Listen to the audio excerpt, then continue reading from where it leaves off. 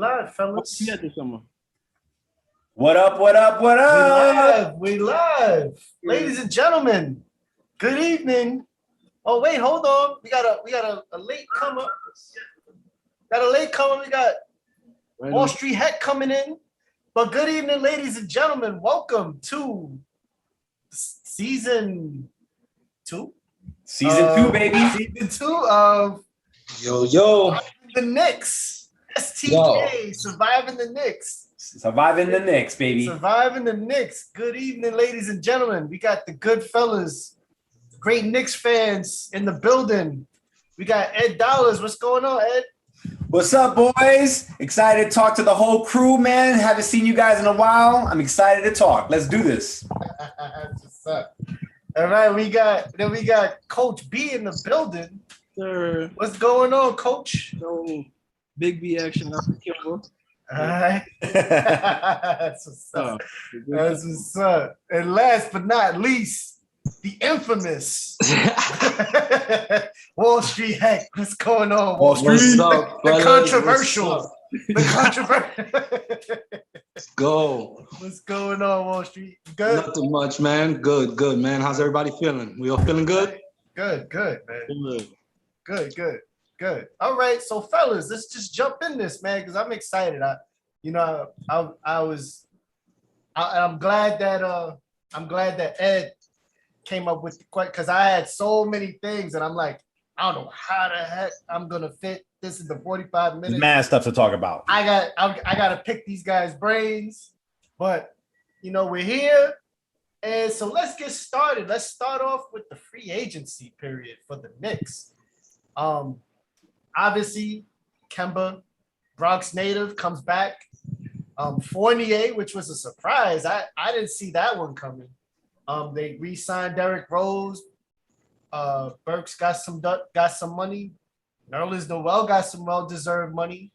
And Julius Randle signed a very Knicks-friendly contract, a very Knicks-friendly extension. So we're gonna start with you, Coach. What are your thoughts about this free agency period? First, big shout out to Julius Randle, man. I guess he's bounced around the league enough where he knew that he needed to stay in a situation that he felt comfortable, and that with finances that were manageable. So he gave us that opportunity to take a chance, I believe, on Fornier, because he had a lesser role in Boston. Still a good shooter. Early on in his career, could do a lot of other things. He's gonna space the floor for us. So that's a good addition. We got all the other guys back on team-friendly deals. And keeping Nerlens Noel was a big plus. And Kemba. Everybody's talking about his injuries and his ability to play because of that knee situation. But if he comes and has the green light, and could be very Derrick Rose-like, or even just do what he does, facilitate. He's a team-first guy. All his teammates usually love him. So it's gonna be fun to see. And he's a bucket. So those Charlotte days was fun. So hopefully he get back to getting those buckets. Right. All right. Awesome. Okay. All right. So Ed Dollars, you up. Now let me remind you, capping the time on these minutes. So if I hit you with the mute button, it's because all right, get the Sandman out. Yo, get ready with the Sandman. Get the hook out. All right, first and foremost, Randle got $140 million over 5 years. Team-friendly contract. He signed an extension for $117 over 4, plus the guarantee money brings it up to $140. Fantastic. One can say that he didn't know if he can duplicate what he did this year. So, because if he would have waited for the following season, and did the same thing, he would have signed a $210 million contract. But, you know what I'm saying? Like Dennis Schroeder, sometimes that money's there and sometimes it ain't. You got to be very, very careful what you're dealing with. And Randle plays the power forward position. You can get hurt any second now. And truth be told, you're playing for the New York Knicks. He got shine. We resurrected his career. He's going to have endorsement dollars. He's going to make up the difference in endorsement dollars and the fact that he chose New York off the bat. So all kudos to Randle. It gives us like crazy options on a go-forward basis. He's not tied up. And, you know, it's such a great contract for him because he got the bag. But at the same time, if he doesn't play how he played last year, we're not going to kill him for it. You know what I'm saying? So he gave us every flexible move possible. Kemba Walker. We said it earlier. I mean, Kemba Walker signing onto a 2-year, $16 million contract where he's making $8 million a year. He averaged 19 points a game last season. Right now, not stepping on the court right now, he's the best point guard we've ever had since Marbury. 20 years. Not playing at all. 10 minutes per game. He's just like Marbury. Our starting point guard last year was Alfred Payton, for God's sakes. You know what I'm saying? We had bums at the point guard position, bums. And now we got a penetrating pick and roll point guard that can create his own shot. Sure, he has injuries, but that's why we signed Derrick Rose. So these guys can play off each other. They're basically the exact same type of player. They can each average like 25 minutes per game or like, 25, 20 minutes per game or whatever. And if they produce at the same level, that's a quality position right there. We went from a negative position of power to a position of strength. Right then and there is fantastic. Evan Fournier, one thing about the contracts, right? You mentioned 4 years, $78 million. Every free agent contract we signed, except for Kemba, the last year is a team option. So in a sense, that last year, we don't have to, it's a team option. So all these contracts, Evan Fournier, Dwayne Bacon, re-signing Derrick Rose, re-signing Alex Burks, re-signing Taj Gibson, Noel, all these give us the potential for a mega trade in the future because now we have team-friendly contracts. You know what I'm saying? And this is the first time in all the years I've ever been a Knicks fan, in my 46 years of living, that we're positioned to be players in the free market, truly positioned, not like waiting on like, oh, it's New York. I'm talking about we can make trades because we have the contract to do so. I think it's been a fantastic free agency period. Actually, they get an A+ for me. Oh, okay, buzzer beater. Okay, you were giving me the time signal, yo. You're like this. I was ready to hit it, but you're like, nah, you good. Because coach didn't use up his time. So that was a great analysis, though. That was great. Wall Street. Man, listen, that's why big shoes to fill. That's why I love Ed, man. That's why I love Ed because he breaks down the numbers and he's solid at that. He just understands how to read that. Yeah, but man, I'm just a basketball guy, man. So I like to look at the basketball player. I like to look at the team. I like to look at are these guys going to be able to play together? I like to look at the direction that a team is going. I like to look at a team and say, what are we going to be looking at in the next 3 to 5 years? And I think Ed touched points on everything. So when you look at the lineup that we're going to put on the court this year, when you look at the product, you immediately going to see that there's going to be that there's an improvement, barring health, right? But we added a guy that's borderline all-star. That's Kemba, right? Kemba's a New York guy, so I wouldn't be surprised if, psychologically he's energized and has probably the best year of his career and gives us, closer to 25 points. I mean, that's a stretch, but if he could get close to 25 points, but I'm really going to be looking at Kemba's assist numbers. And I'm going to be looking at the relationship that Kemba creates with the second thing that we're doing right is building Rj Barrett. So now we got Kemba, now we got RJ at the 2. We've done a good job with him. I think that list came out last year, the top 25, under 25, and he didn't make the list. I felt like he played with a little bit of a chip on his shoulder after that. And maybe that's what he's missing. I was watching Draymond Green and Kevin Durant talking, and they were talking about that chip on the shoulder. So I'm wondering if RJ has that chip on the shoulder, but we're going to see if that's the case going forward, especially in the next 2 years, especially this year. So this is Wall the Street. Quick question. Yeah. So are you saying that RJ Barrett is a top 50 player right now? Top 50? Nah, probably not. You have to look at the numbers.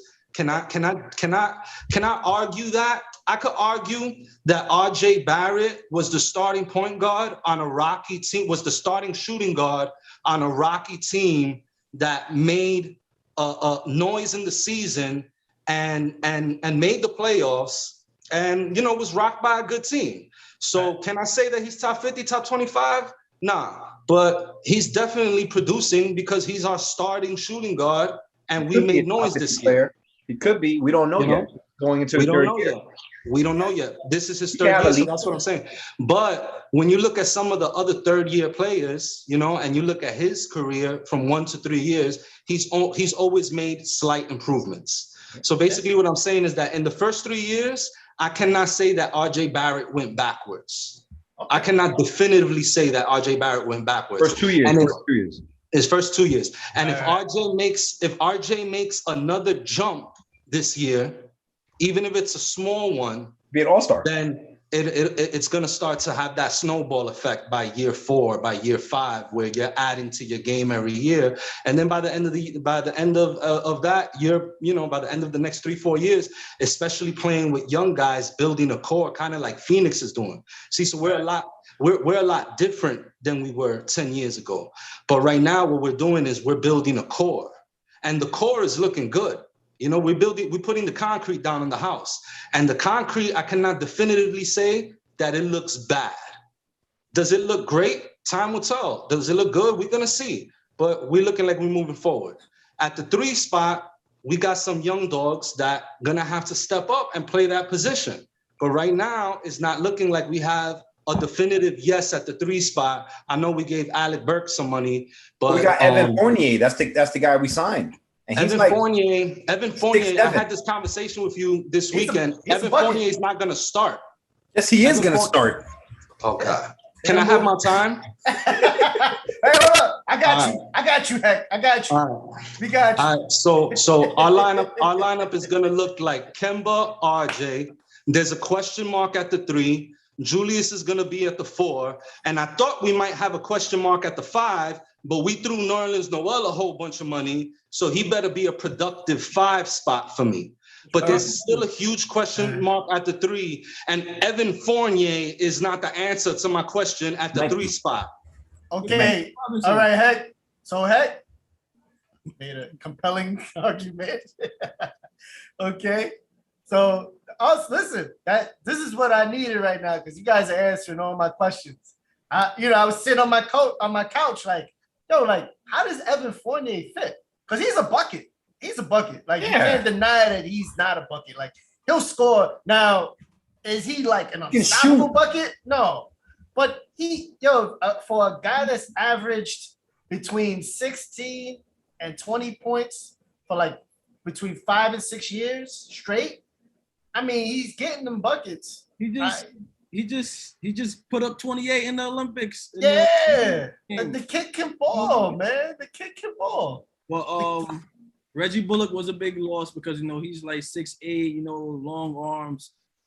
Tibbs trusted him as a defender, but that was a big loss. 6'8" wings that can shoot like that don't grow, but don't really grow on trees. That fit into a scheme perfectly. Well, Fournier at the 3, that's it. Just let it fly. At this point, we need floor spacers. So like all the other deficiencies, and they paid him. They paid him starters money. So, more than likely he'll start, and him and RJ will be interchangeable depending on the matchup. There you go. Wallstreet, you got to unmute yourself. So now 48 last year shot. Last year he shot from 3, 46%. 0.463%. He's the best shooter that the Knicks have had in the last. We haven't had a shooter like Fornier in the last 10 years. Name one. He did that at the 3.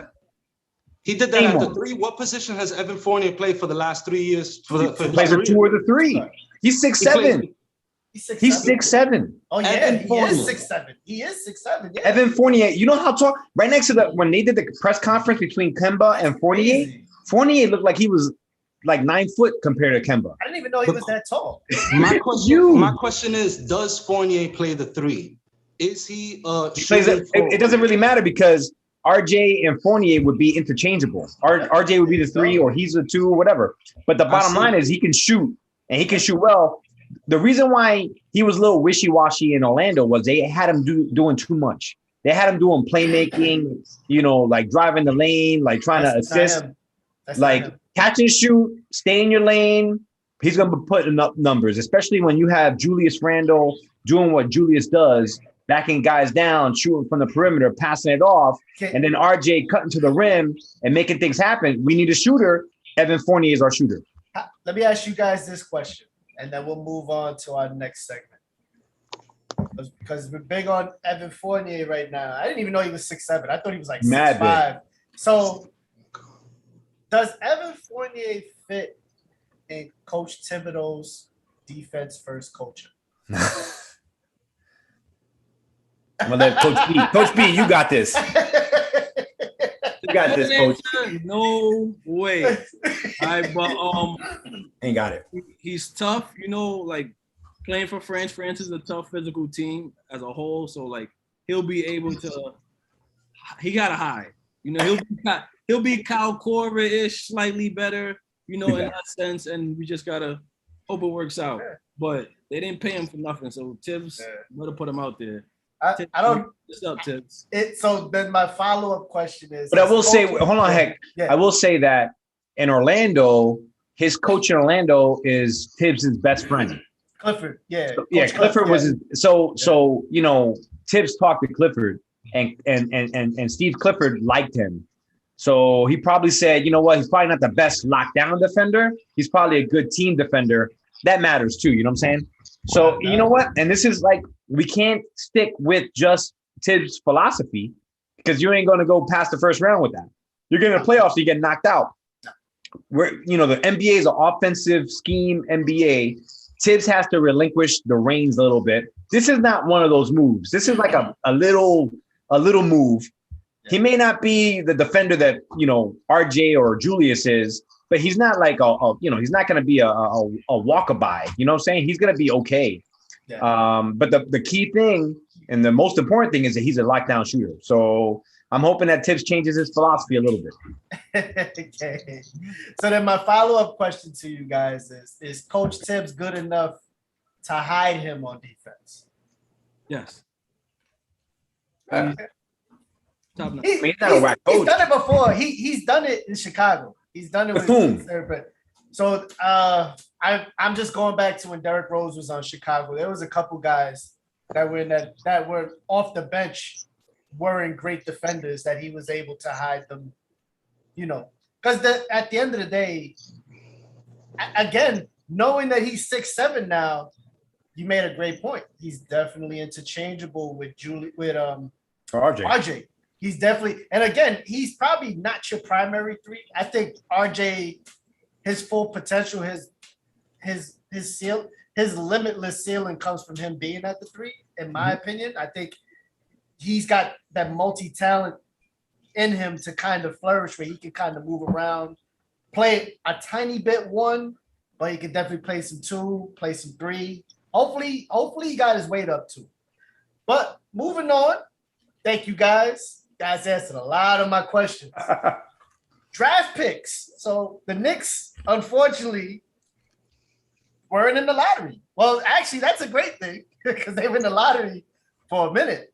But they got some good guys. They got that kid Grimes, who seemed to get some buckets. He was getting some buckets in the summer league. Good. Duece McBride. Yeah, he was. I didn't really catch him too much. I don't really know. You got to fill me in on that one, Ed. And then Sims, that kid could jump. That kid, he caught an alley-oop that I rewinded it like 3 times. I was like, his elbows was like over the rim. He's 6'11" with a 44-inch vert. Jesus Christ. I was like, I'm like, why didn't he do more in college? You know what I'm saying? With those hops at that height, he should have been doing way more in college. He need a good guard. He got a lot of Tyson Chandler kind of like just catch it and put it in. It all depends on the system you're in. But fellas, draft grades. Let's start with you, Wall Street. Oh man, that's my worst segment because I'll tell you, Ed knows this. I don't watch college ball. I'm not big on the draft, and in the off season, honestly, guys, I'm happy to be here with you guys. This is exciting, but in the off season, I have not really been keeping up, especially with the young guys. So I see who we added, and I feel good with who we added. I did take a look at some of the highlight reels of the 3 picks that we got, and I thought that they were all athletes. They were all just straight just jump out the gym type guys.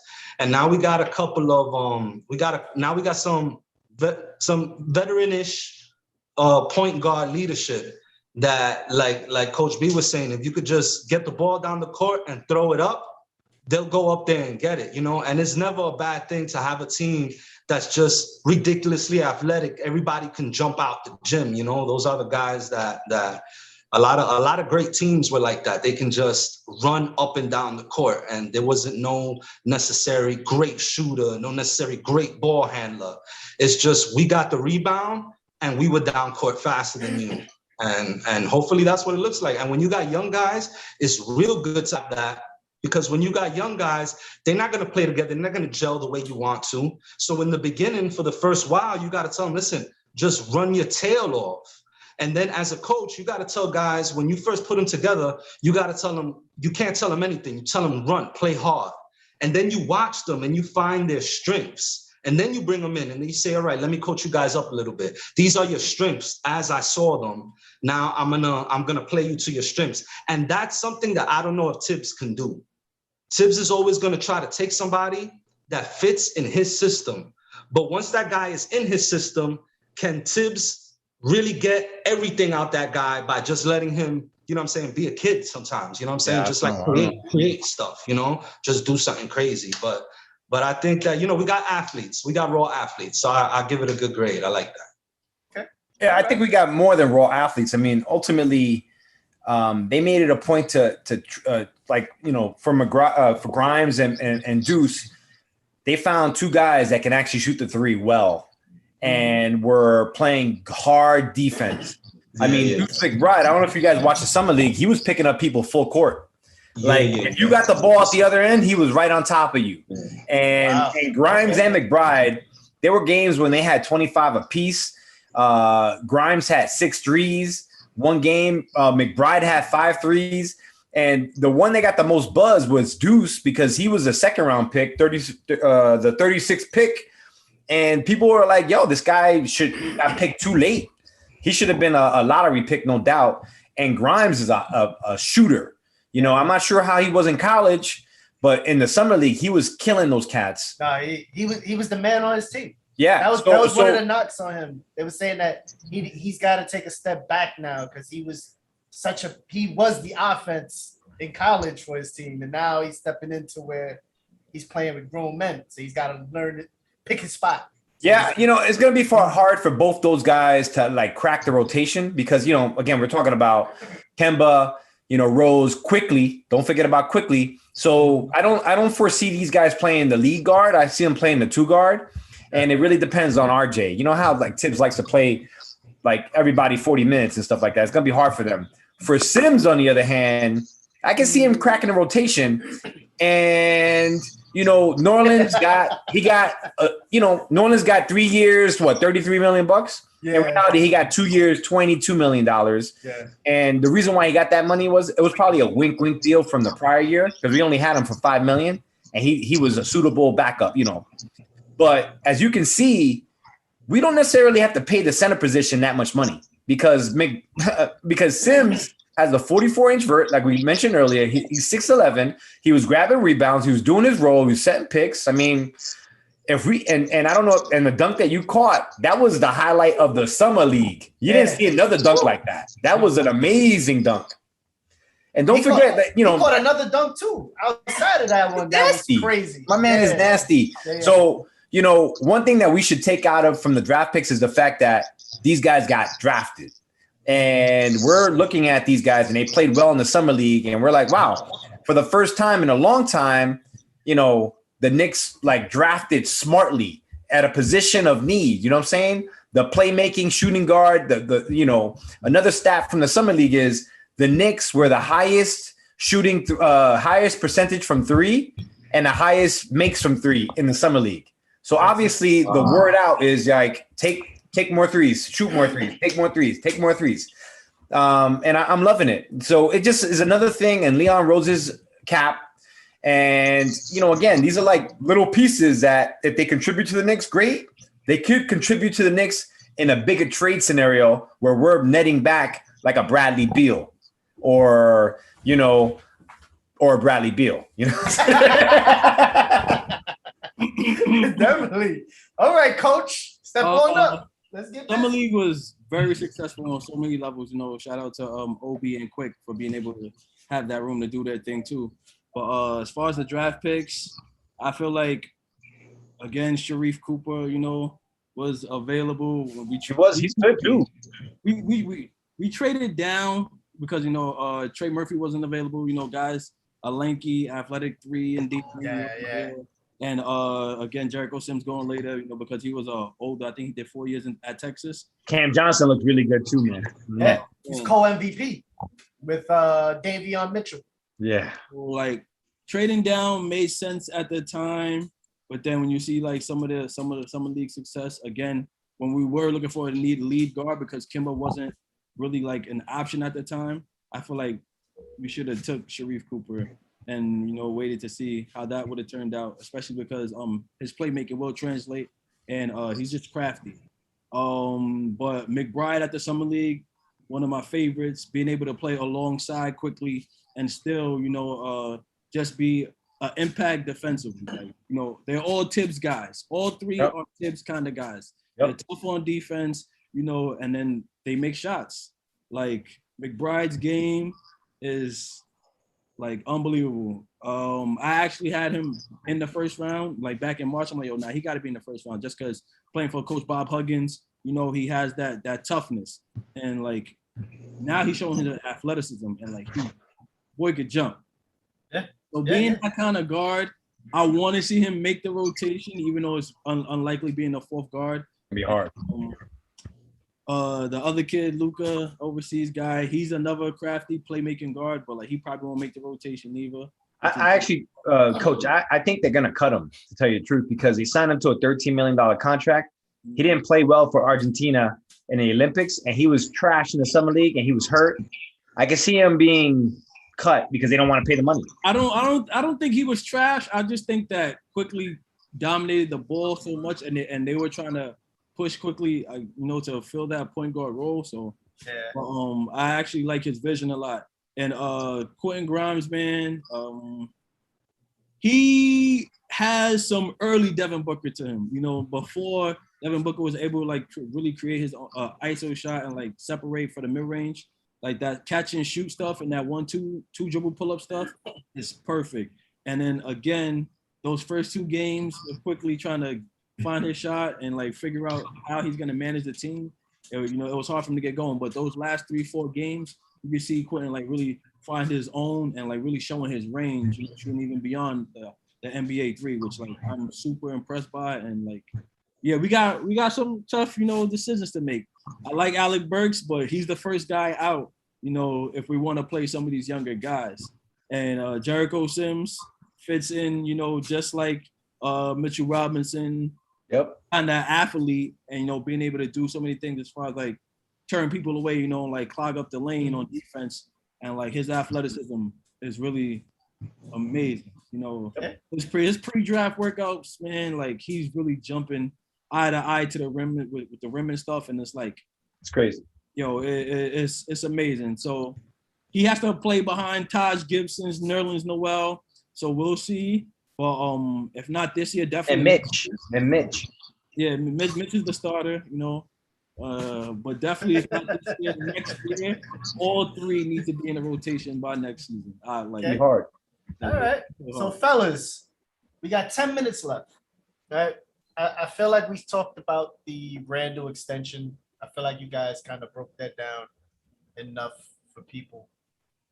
All right, let's jump on this hot topic. We got RJ with the top one with the top, what is it, 100, 200, or 125. Top 125. The ESPN top 125 that's soon to come out. Right now, the early predictions that it's going to be a battle between Kevin Durant and Giannis Antetokounmpo for the number 1 spot. LeBron did not get a single vote for best player from the panel that were looking at that, which was interesting, which led to him posting on Twitter that he's trash or whatever. It's whatever. Yeah, it's what LeBron, get out your feelings. You tortured us with Space Jam 2 the whole summer. Okay. So needless to say, that's two horrible movies. Too much, man. But anyway, I don't want to talk about the horror movie that was Space Jam 2. But does Rj Barrett make it into the top 125? It's an interesting thing. I mean, there's been some controversial people that made the top 125. Lonzo Ball was picked higher than Carmelo Anthony in his rookie season. Remember that one? That one was crazy. I was like, got an established forward, and this kid with the sneakers that blow up on you every time you try to play basketball, and hasn't even stepped on the court yet. So I don't know. It's interesting. But so fellas, what are your takes on RJ Barrett does he make the top 125? Is he the 125th best player in the NBA? Let's start with you, coach. What his numbers are good, his stats are decent, but what has he done? You know?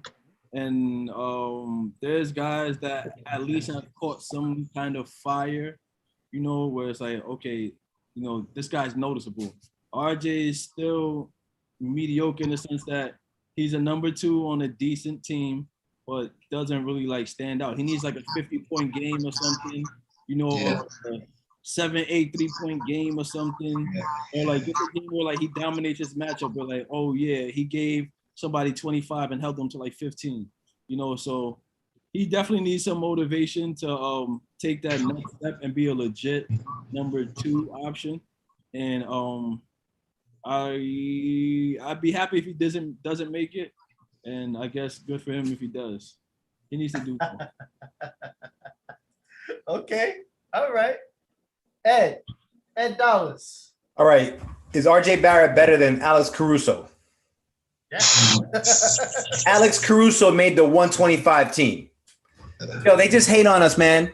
Listen, the reason why this is called surviving the Knicks is because we survived the Knicks. People are fucking haters in the NBA. They hate on the fucking Knicks. They don't want to see us survive anything. RJ Barrett was a top 5 pick.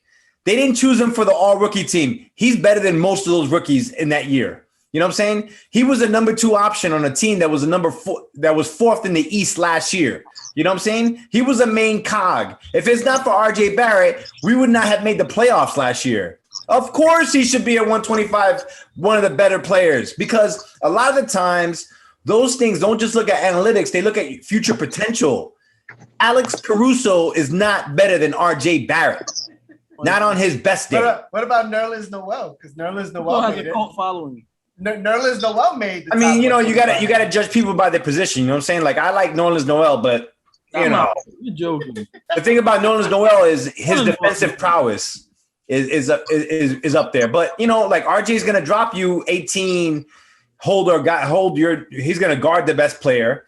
You know what I'm saying? He's gonna be efficient. He's gonna have like 4 or 5 assists. And next year, those numbers are gonna get better. He's gonna average. Here's my prediction for RJ Barrett.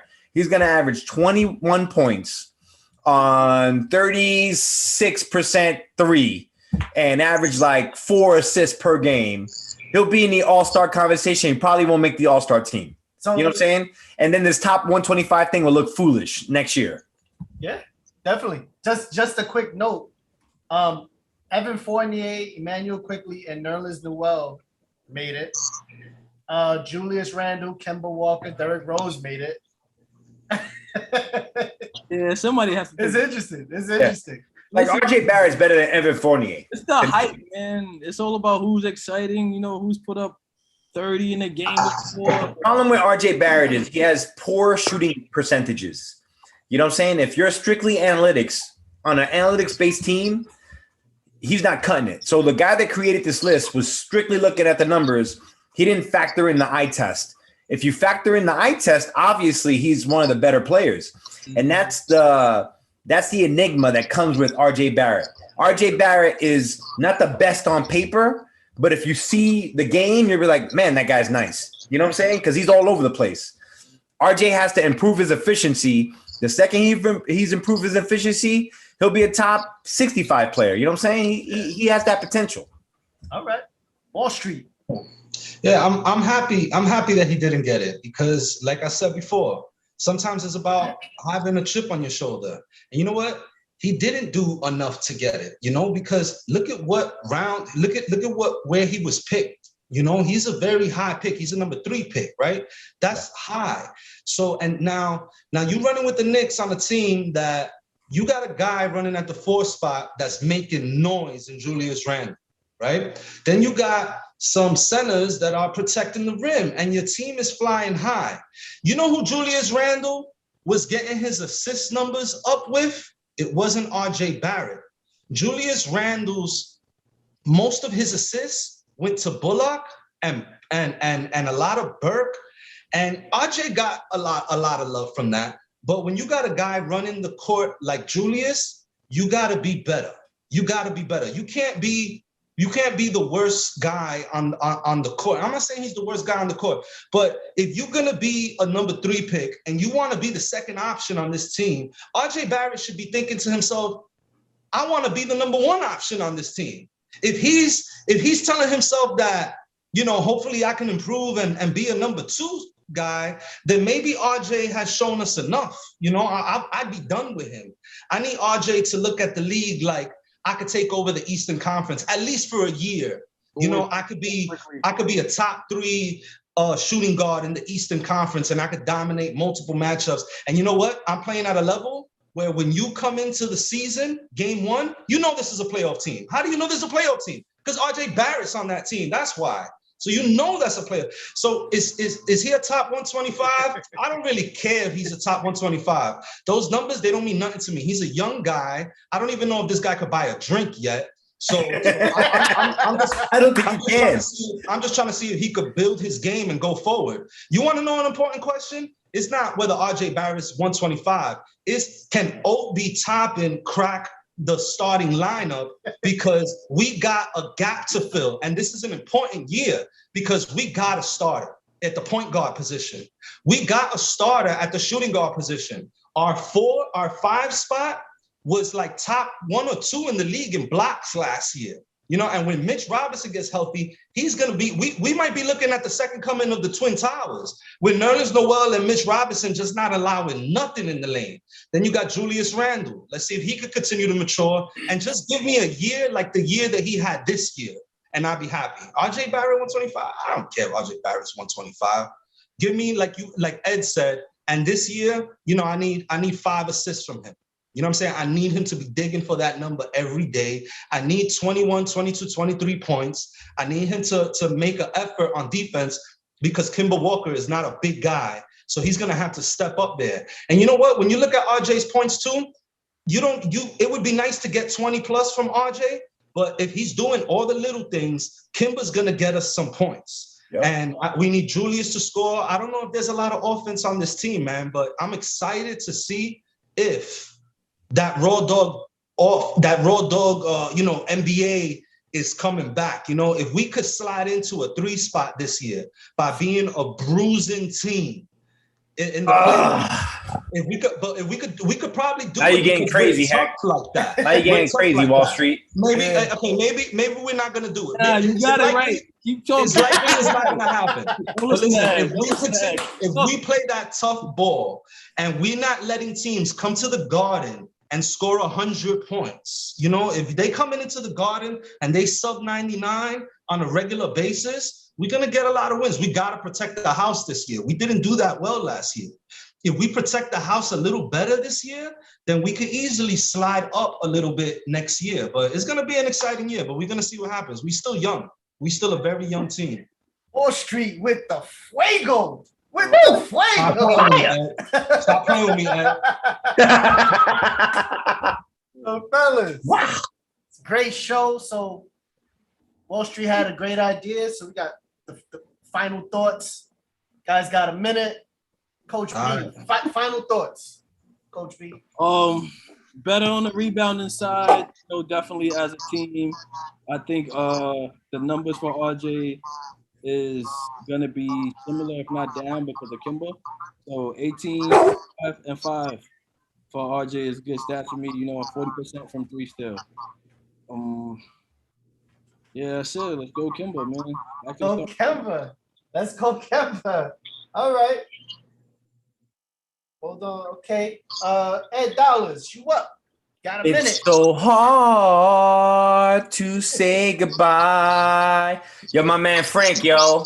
Let me pour one out for Frank, bro. My man.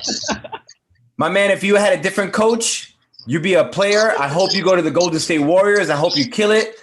We need to show some more importance to your game. You were a great player for us. Too bad you never got a chance to show and show off. On the Knicks, you know what? All these improvements, the only problem is that the East got stronger. And with everything we said, Kemba, Fornier, RJ, Julius Randle's extension, all the re-signings, I still think we're coming in 6. Because I still think the Nets, Bucks, Miami, Philly, and right now the Hawks are still better than us. So right now we're competing with the Hawks for that 5th, 6th seed. I don't know if we could crack the 4. It all depends on what Hector said earlier about defending home court. I hope we can defend home court, but it's going to be tough because all those other teams got super duper stars. We got Randle, who is a 2nd, 3rd option on a championship team. So honestly, we talked a lot about RJ, but it really is up to RJ. If RJ can do the leap, and if Kemba could come back strong, we got a chance. I think we have a chance to be the 5th seed, 6th seed. I don't know if we have a chance to be in the top 4. Okay. All right. And last but not least, the infamous Wallstreet Hec. Yeah, if I would have told you guys 3 years ago, 4 years ago, in 4 years, we're gonna be sitting down talking about if on the good side, 4th seed, on the bad end, 5th, maybe 6th seed, you guys would be like, nah, you crazy. Never. Right. So at least we've taken huge strides. You know what I'm saying? We're talking about, teams like Atlanta and Miami as our competition this year, and yeah, I think again, I just want to touch back on this. For me personally, I want to see Obi crack that 3 spot. I want to see us play some pick and roll with him. I want to see Obi get some minutes this year at the 3. I want to see Kemba unlock him. I want to see Kemba have that man looking like Amari Stoudemire because, man, he can jump. He can jump next level. And let me tell you, since he started playing in the first year, his leaping ability has gotten nastier. In the preseason, he's like walking on air. So get that man the ball on the pick and roll. And let's see what we could do. If we could play some defense this year, if RJ can make the jump, listen, we looking good this year. Knicks fans should feel good. Obi All Summer League. Be on the All Summer League team. Listen, that's right. Listen, I think it's sky's the limit.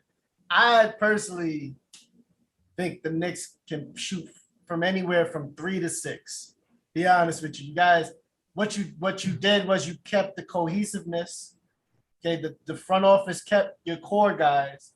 You added some young legs because the best thing that you can never have enough bodies to throw at teams. And when you got guys that could just run up and down the court, bang, defend, that's all you need. I mean, honestly, it is a great problem to have when you got 10, 11 guys that you're like, damn, how can I fit all these guys? Like, damn, I've only got a 9-man rotation, but I got 11 guys, 11 strong guys. That is again, if we talk about 2 years ago, what did the Knicks have? They didn't have 3 guys. You know what I'm saying? And now we're talking about that they could potentially have a loaded bench and a solid starting 5. It's an amazing thing, and it's tell you a difference a year makes. I can remember when we started, and it was just sad. It was the blues. Talking shit about being in the draft. Kate Cunningham, Fade for Cade. Remember that? Word, and now, look, man, I mean, it's a beautiful thing. So, fellas, great show. Thank you, guys. Thank you, Coach B, Ed Dollars, Wallstreet Hec. Let's go. Tune in next week. Got you guys again. We'll be back. Yo, STK, hit that notification button. STK, subscribe. Like and subscribe. Instagram, IG page coming real soon. Look out for the clips. Look out for the merch. Look out for the merch. STK, baby. Word. I've been Just Heck. This is the STK crew, and we are out of here. Later, boys. Easy. Yeah, that was dope. That was dope. Great job, fellas. You guys did your thing. Great job. Ed locked off. So we can say what we really feel. Yeah. I almost hit the mute button on them like 3 times. But Hit it. And we're still live. That's right. And We're still live. I almost hit the mute button on you like 3 times.